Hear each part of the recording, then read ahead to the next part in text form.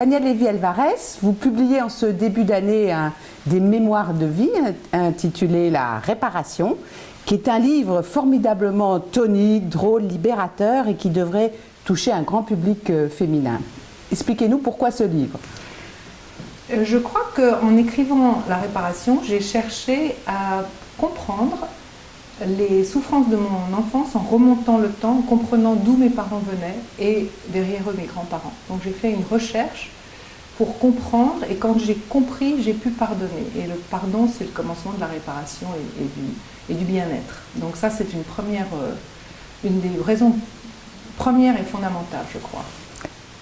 Et ensuite, j'ai voulu aussi partager un parcours personnel des outils que j'ai rencontrés qui m'ont aidé à me réparer et ce sont des outils formidables et que je souhaite partager. Donc vous commencez un peu votre vie, votre père était pasteur et donc dans un temple protestant à Neuilly.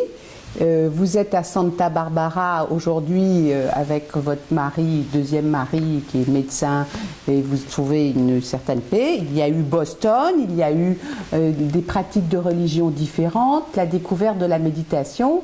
C'est un sacré parcours et une quête incessante. Oui, j'ai voyagé au pays des religions. J'ai été donc élevée dans la religion protestante, mais mon père était d'origine juive. Donc je me suis intéressée aussi aux origines juives, au judaïsme. Ça plutôt que dans une quête de savoir qui j'étais, toujours remonter le passé et comprendre d'où je venais. Mais les religions, qu'elles soient la juive ou la chrétienne, ne m'ont pas vraiment aidée à me reconstruire sur le plan intérieur. Et là où j'ai été aidée pour ça énormément, c'est par la pratique de la méditation bouddhiste. Alors le bouddhisme, ce n'est pas une religion, je précise bien. C'est une pratique qui se rapprocherait un peu de nos thérapies modernes, mais très fine et avec une très bonne compréhension du fonctionnement du cœur et du cerveau humain.